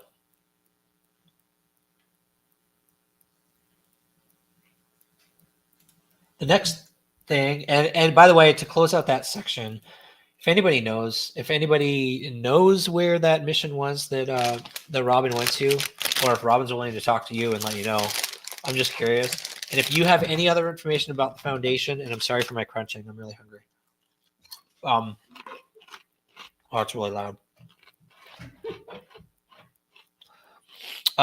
If any of you know about the foundation or can find out any more about that foundation, let me know. I will probably make a phone call, and if I find out more, I'll let you all know as well. So one way or another, I'm gonna scan Chimney Top, either up there or with my drone. But one way or another, we're gonna take a good look at Chimney Top. But this next, I'm gonna leave that behind for now. I see how many people are in here because this next topic we're going to cover is going to be crazy interesting. For me, anyway, it was. I just have to get back to my channel here and see where we are. What time is it? 10:30. Is everyone doing okay? Is it too late for any of you out there? I tried to start early enough so that people from California would.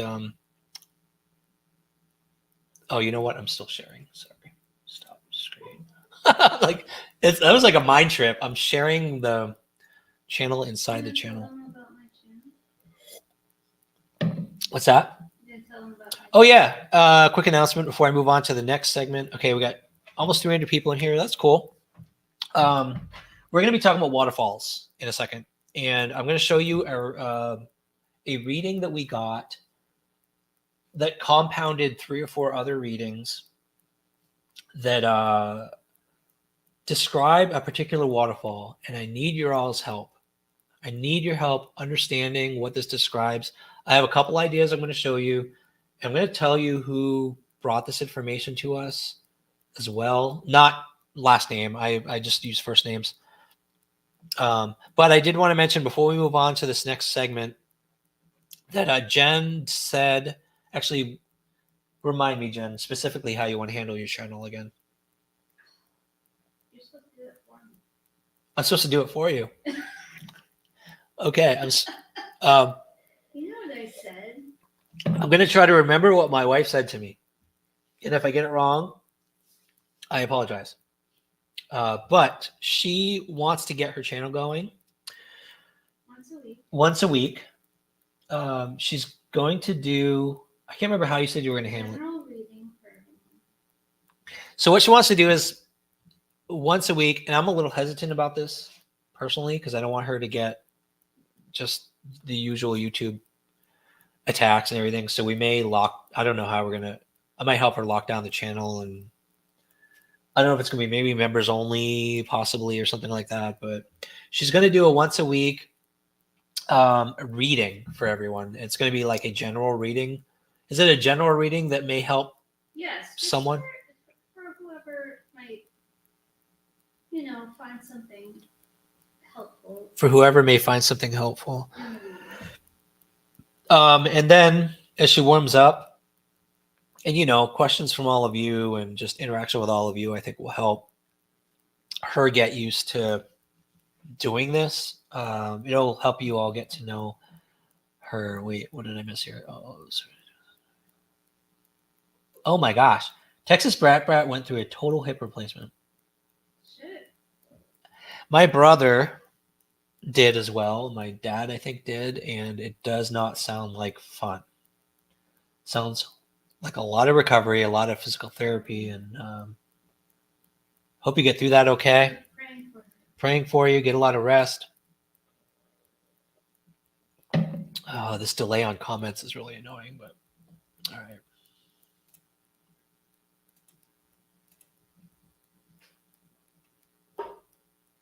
Anyway, that's my announcement. Yep, they're interested, Jen. I mean, I think it'll be good for you to get started on a little bit of YouTube. Jen will interact with you all a little more on her channel, and of course, she'll be searching with me again. Once Meg has to get to 6 months before we can. We had an old dog named Meg, and I keep calling Moon Meg. Oh my gosh, the M name.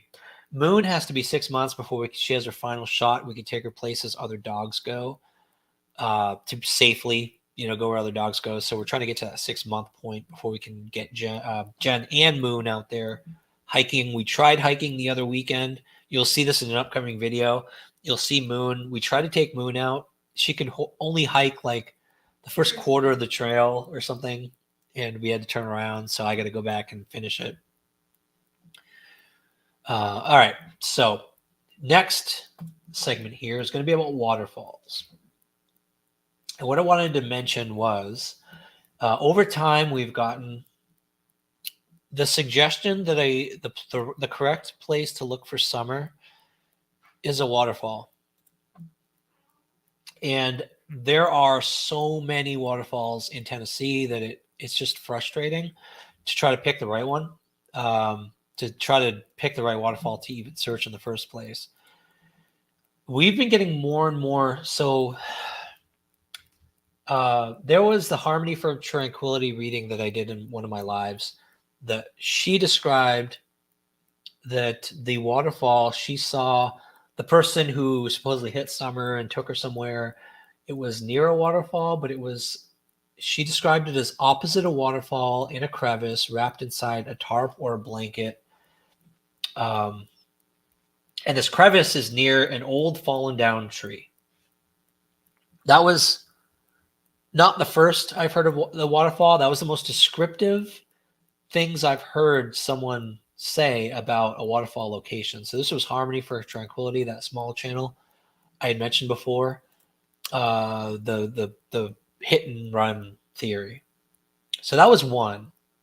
Opposite a waterfall in a crevice wrapped inside a tarp or blanket near an old fallen down tree. So wherever this crevice is, there's supposedly a tree fallen.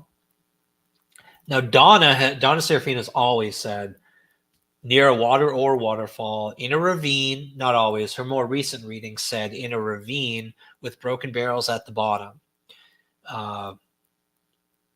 In a ravine that you have to walk down, like it's difficult to walk down. You have to walk sideways, basically. So that was Donna reading. Jason Dean Rothwell, who I also mentioned in one of my lives about the medium readings, mentions a waterfall, stone steps.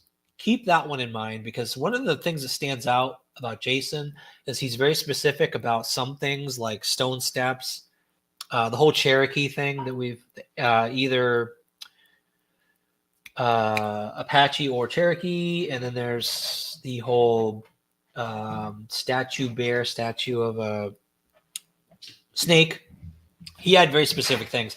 The stone steps are something I always look for when I'm looking at a waterfall area. I look for stone steps. Thanks to Jason. With Donna, I'm looking for barrels.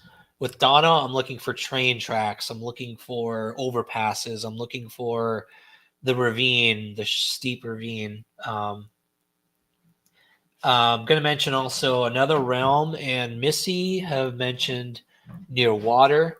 Their readings have led me to the whole Fort Patrick Henry Dam area search that I've been doing, that we're still actively doing. So that's not so much waterfall. Mystic Mermaid has mentioned a waterfall. Yes. Show that. So Mystic Mermaid has mentioned a waterfall. Her waterfall that she described was closer to Ben Hill. So that's also a waterfall. A lot of people mention waterfalls. So I got one recently. As you know, I've been in Laurel Run and trying to find the Lager Falls, the waterfall beyond Lager Falls. Shane and I, thankfully,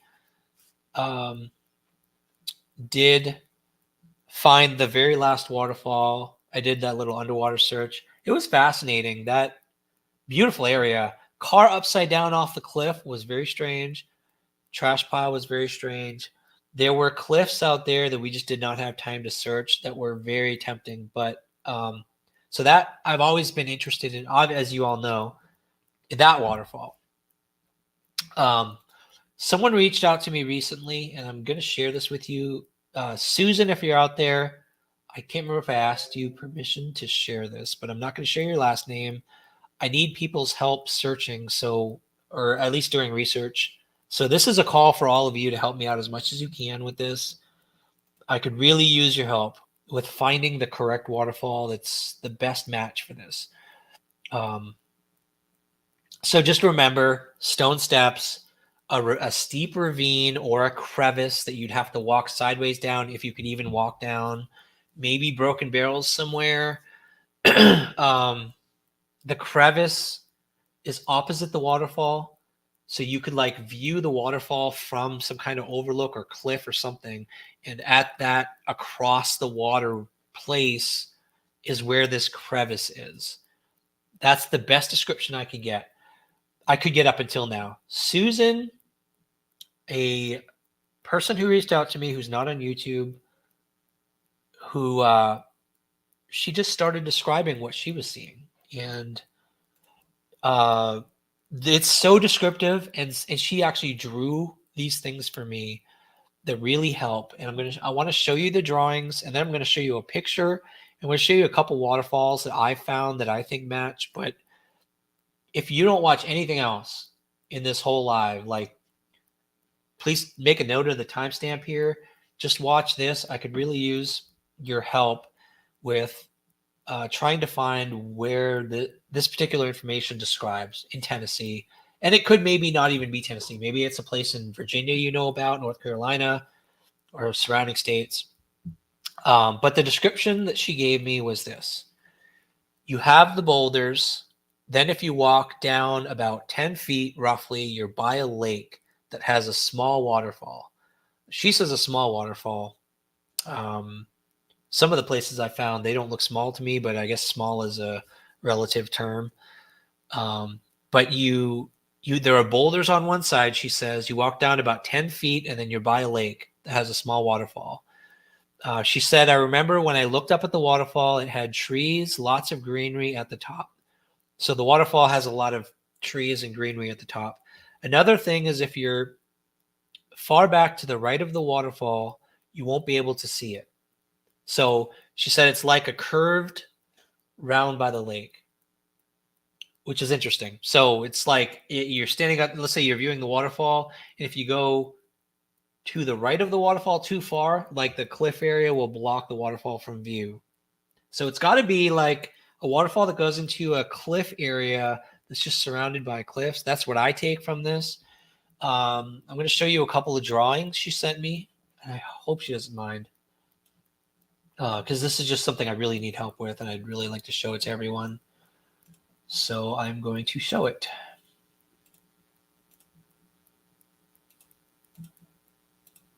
Okay, so the first one had a bunch of descriptions around it. Or this was the first one, actually. It's kind of small. Let me see if I can zoom in here.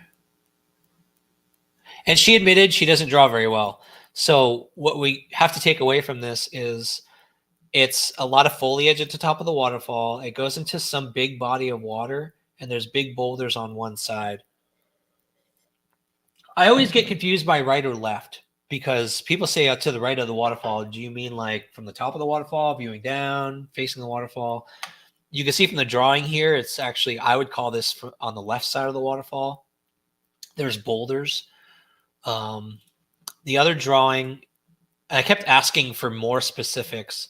The description she was able to give me, and again, just to remind you guys, this is a private medium, not on YouTube, just gets these things. And so because what she was telling me lined up with like 5 other things people were telling me, it just made me want to kind of take this as one more thing that aligned with all of the other waterfall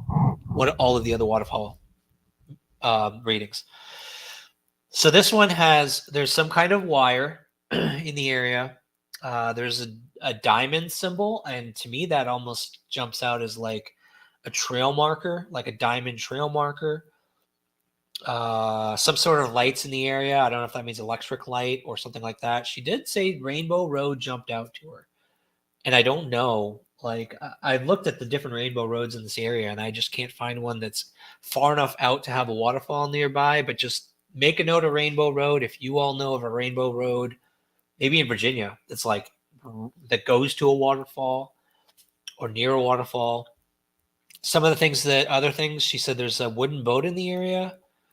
I'm not sure what them actually means. There's like a piece of paper, red carnations, black lab in the area. And then she got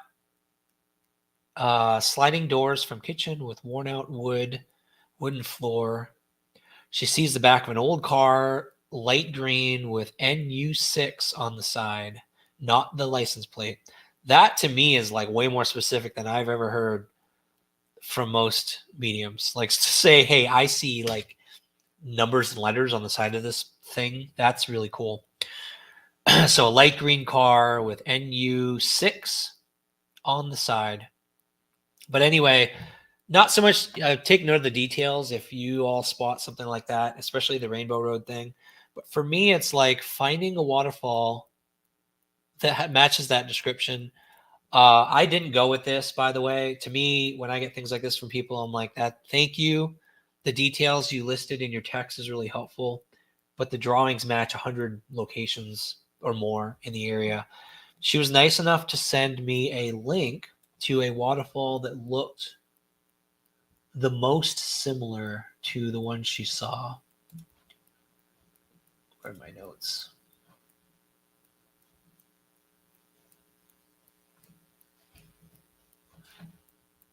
Just a second.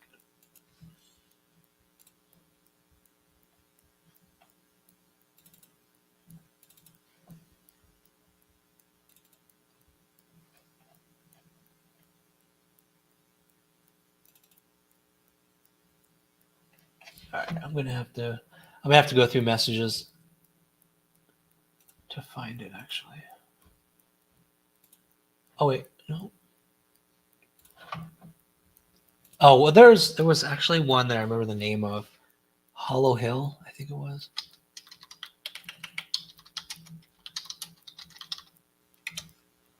Tennessee.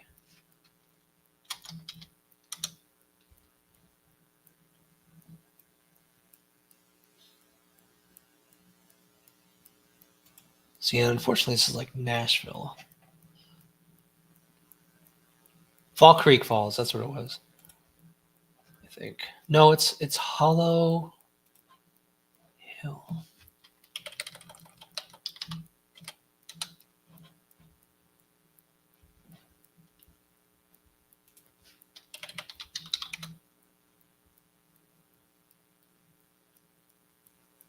Okay, I think that's.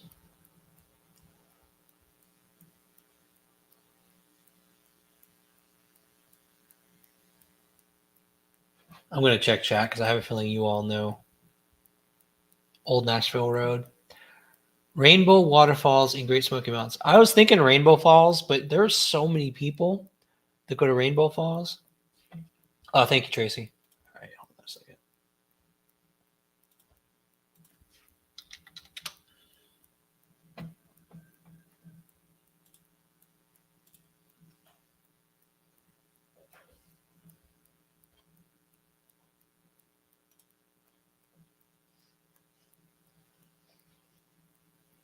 Yeah, that's so Tracy, that's not I don't think it's high enough, but it's the steps though. I'm going to show you all something that so I was first looking when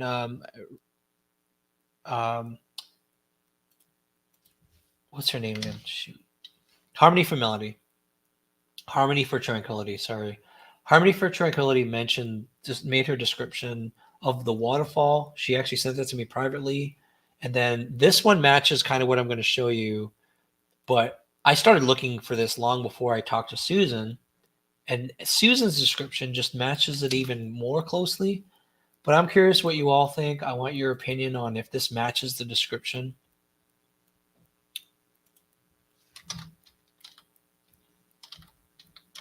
Have any of you been to Ozone Falls?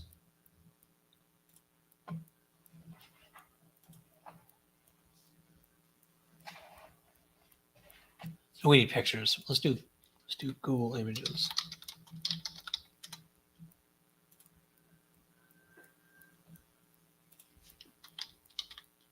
Now the thing with Ozone Falls is that if someone was traveling the interstate and wanted to quickly get to a waterfall area that maybe has deep crevices, someplace to hide something, Ozone Falls is insanely close to the interstate, or at least easy to get to from the interstate.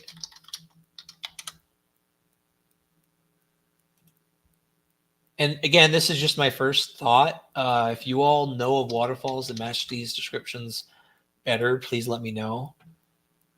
But this is my first thought. So if you're traveling, and this is Harmony for Tranquility said she's convinced that the person who did the hit and run was traveling east toward Nashville about 96 miles. I confirmed miles, by the way. She said miles.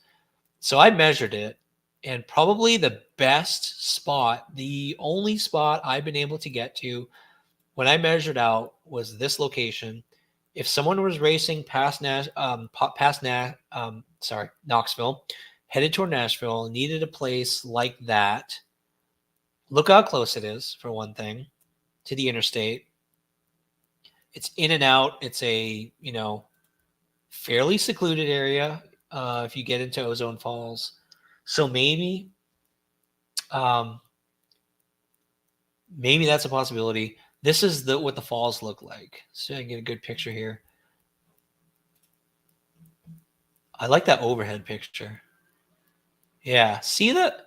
What I like about this is that her description was a fallen tree from above. So like any of the cliffs above here, and I can't see the rest of what this area looks like. I don't know if any of you have been to Ozone Falls and what this area looks like, but I'd be curious to see what the landscape is and if there are deep crevices in that area.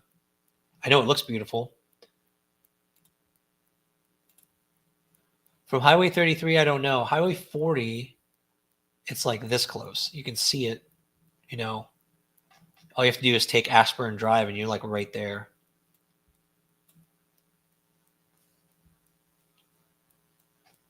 So there's Ozone Falls. I am going to take the time, and I'm sorry if it's boring or anything, but I need to find the email I got that shows the actual waterfall she was talking about. There it is. Because this is straight from her. She's like, the waterfall I saw looks like this. That one kind of looks like Ozone Falls, but Ozone Falls is way bigger. But it's got to be a waterfall that goes into sort of, she called it a lake, but it looks like a small pond. The waterfall that Shane and I went to had a pool. I wouldn't call it anywhere close to a lake. It wasn't like this. It was a pool, and then there were these cliffs all the way around. So Laurel Run and the end of after Logger Falls, maybe that's, but to me, the size of the pool doesn't match. It would have to be something that's almost like a lake. I don't know if any of you know of a lake-sized body of water that has a waterfall on the edge and matches all the other descriptions, like an overlook to the right that has crevices. To me, all of those things would at least help narrow down the list of waterfalls, because there are a lot of waterfalls in this area.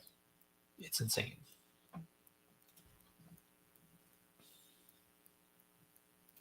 Yeah, I found my notes again. Yay. No, I found my notes again. Thankfully.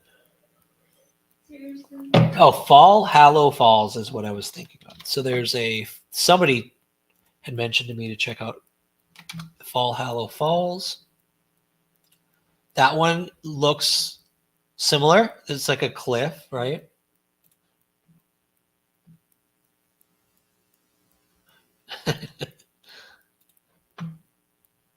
Oh man, that's gonna be our theme song. Don't go chasing waterfalls. Jen told me to shut up. That's the most singing you're gonna get out of me. This one I can't even. Let's see if Google Images gives us a better, because I don't know what size the pool is. Fall Hollow Waterfalls. Fall Hollow.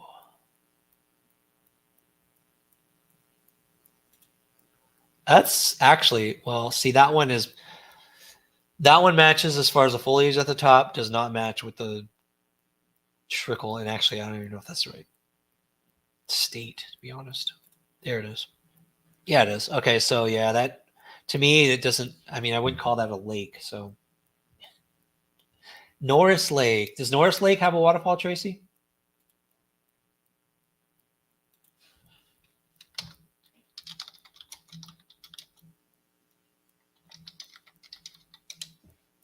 I wish I knew these. Ooh, wow. You know, Google Images is not the right place to look for waterfalls or jumping rocks on Norris Lake. The dam. So we got dams. I don't think that's what she's describing. Yeah, Kelly, I don't.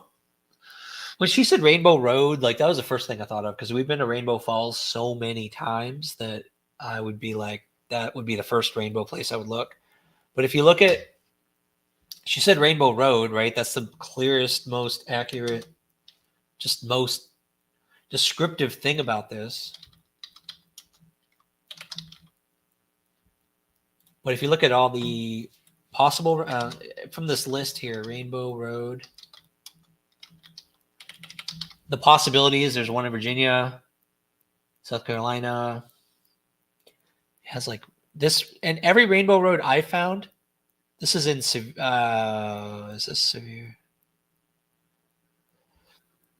Yeah, Sevierville. So it's not, it's all the Rainbow Roads I found are in populated areas. Cindy, my hair is blue, colored blue, because I have a blue light over my What head. are you talking Somebody said my hair looks blue. about, Ryan? It's because I have a blue light. Hair's not blue. It's colored blue because I have a blue light. Totally not blue. Rita, Ryan, I know it's crazy, but you need to go and listen to some Crystal Crimes. I've gotten people suggesting different channels of, but you will find these things. It all sounds crazy, but I think, okay, I'll check out Crystal's Crimes. If it matches what we're talking about here, then that would be interesting. Tell them I was not for the blue. Red River Gorge. I like the sound of that.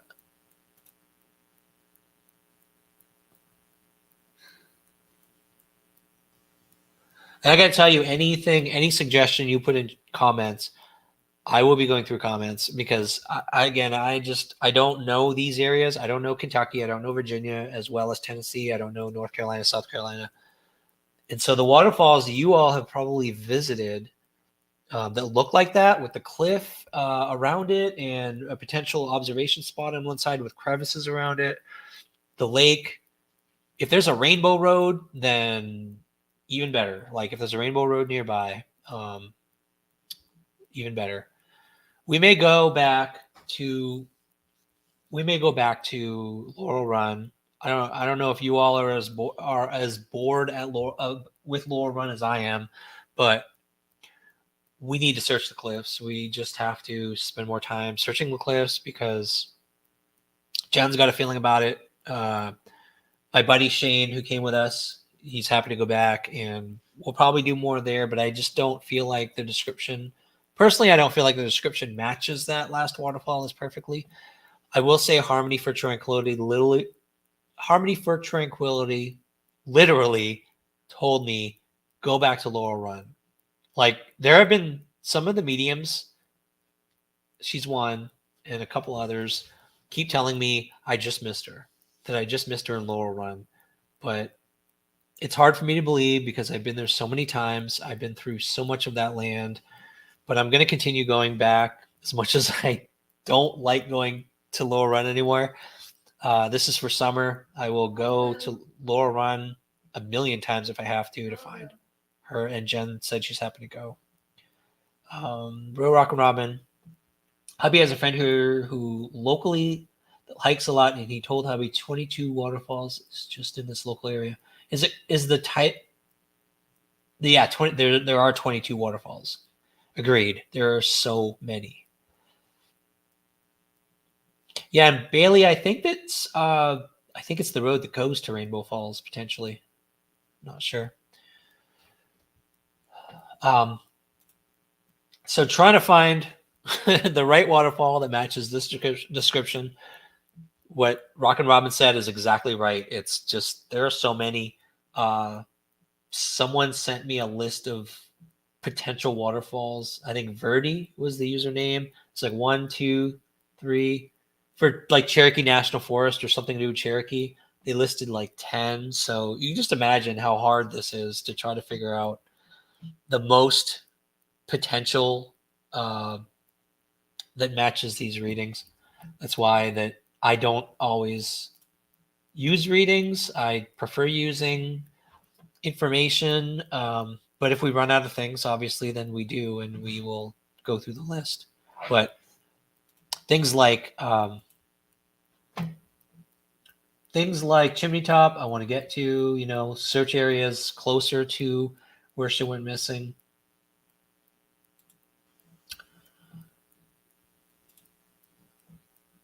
Hidden cave before. I don't know if you mean the Laurel Falls waterfall. It's not really a hidden cave. There's a hidden indentation area, but it's not really a cave. And then Logger Falls has I would call that one a hidden cave, but it's at the top right, and it goes far in. If you watch that video I did, I stuck the pole like way inside there, and there was nothing. Although they did keep going. There was like this really cool opening off to the left side. All right, I think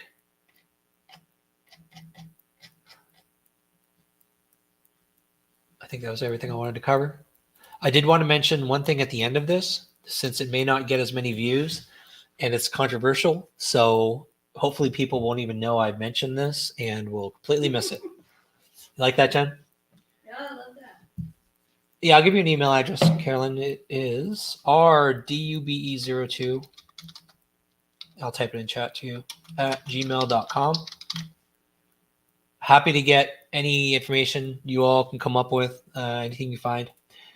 I did want to end on we've 2 hours now, so I'm going to end on a note about, I don't usually talk about other creators, but I'm going to talk about, really quickly, I'm going to talk about Ziggy.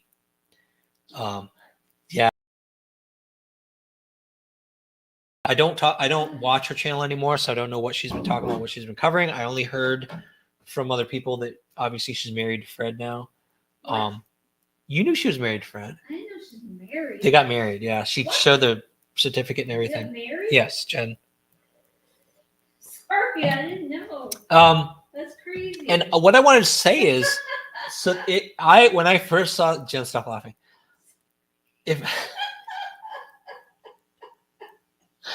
When I'm trying to be serious about this, stop. So when I saw Jen's making me crack up. When I saw the marriage certificate, my first thought went many months back to when Jen, stop. Seriously, I need to talk. You're making too much noise.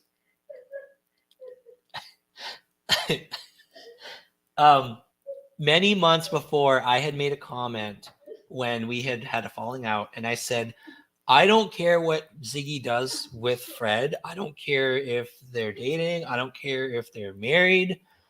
And I got so much crap for that comment, like implying that they're going to get married months ago, like when we had the first falling out. And I have always said, like, I don't have any negative feelings or thoughts about Ziggy. Well, that's not true. I mean, I'm annoyed by all the things that she said about Jen and I, but I don't have any, like, if somebody asks me, do you want to get revenge or do you have like negativity feelings toward her?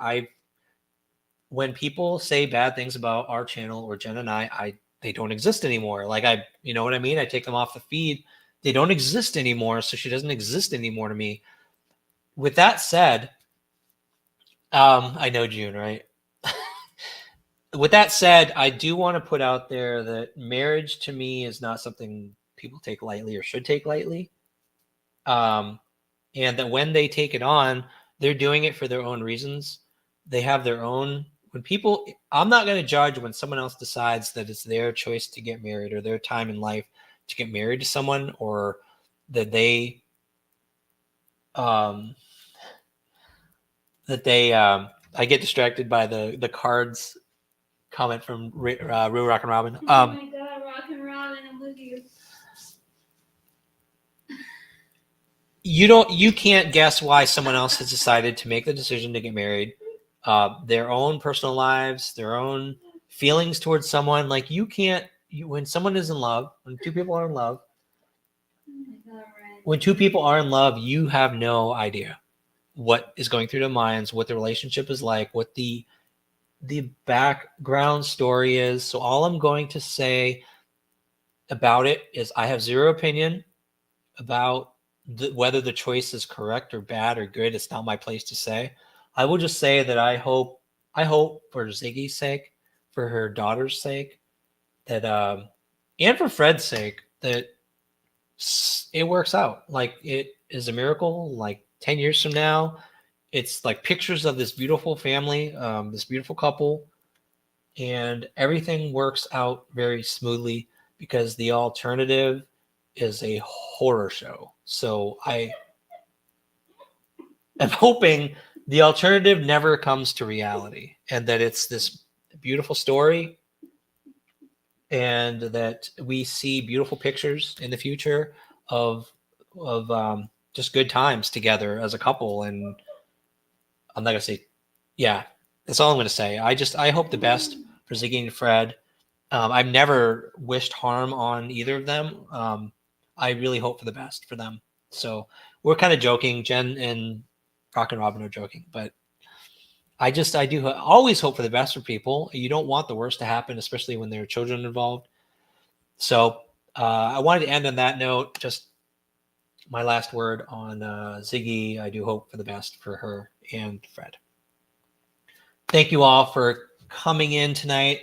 It always surprises me how fast this time goes. I hope it was interesting for you what we covered. I tried to do like a script. I know Jen and her giggles. It is funny, isn't it? Sorry. I'm sorry. Um, I don't mean to be distracting. no, you're not distracting. I wrote up, like I said, I wrote up all these notes and then I had to rush. So I always try to keep things, topics going. I don't like to just sit around and, chat, but I do like to, if you all want to sit around and just like have a live where we're just chatting with Jen here as well, happy to do that. I'm here. Do you guys think that'd be fun sometime? But are you going to send them a box of rocks? I'm not getting these jokes. Am I going to send them up to you? Ryan, are you going to send them a box of rocks? Why would I send them a box of rocks? I didn't. Maybe I'll think about it. I mean, Are they going to watch my channel? yeah, people will watch your channel. I am going to call it for the night. Thanks again for everyone coming in tonight. We had plenty of people here. And if you're watching this after and you do have thoughts on the things, some ideas, either whether it's research on the foundation or ideas for the waterfall locations, please follow up with me. Let me know. I put my email in chat. You can reach me on Facebook.